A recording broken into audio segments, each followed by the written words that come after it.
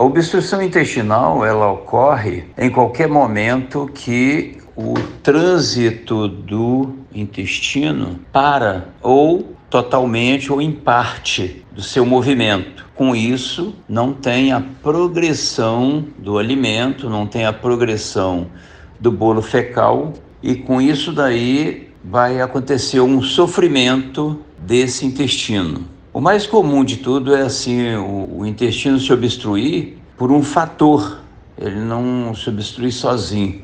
Então, um tumor, uma volta que chama brida ou aderência nesse intestino, ele também ocorre essa oclusão ou semi-oclusão, como está se falando no caso do presidente Bolsonaro. Como o abdômen de uma pessoa já operada, no caso dele algumas vezes, é comum que aconteça em algum momento uma certa facilidade maior de acontecer isso em qualquer pessoa que foi operada, como no caso dele.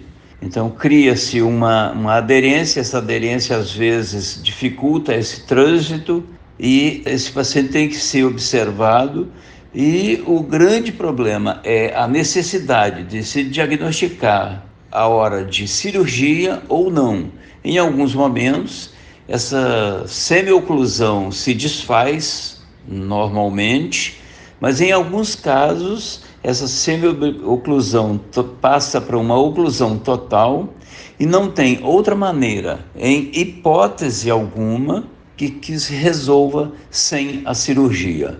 Então, tira-se a provável obstrução. Se for um momento em que o intestino ainda está numa situação boa, só desfaz a cirurgia e o intestino volta a funcionar normal. Só que em algum momento, essa obstrução leva a comprometimento da circulação sanguínea nessa região e que pode haver, muitas vezes, uma certa morte desse tecido, que a gente chama uma necrose.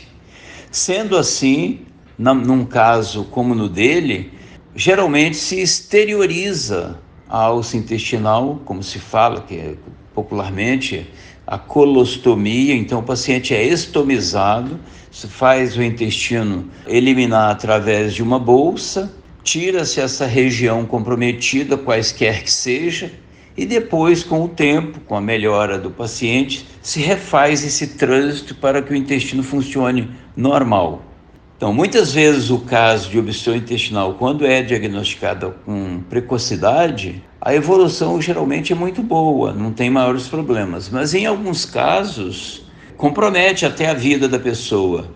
Então, no caso do presidente, que é várias vezes operado do intestino, qualquer sintoma que surge, como já foi falado na mídia, que foi colocada uma sonda nasogástrica, é simplesmente para tirar um pouco o excesso do gás que está na sua cavidade abdominal, do intestino, e até decidir a cirurgia. Muitas vezes, tirando essa compressão que está acontecendo, ela pode se fazer sozinha.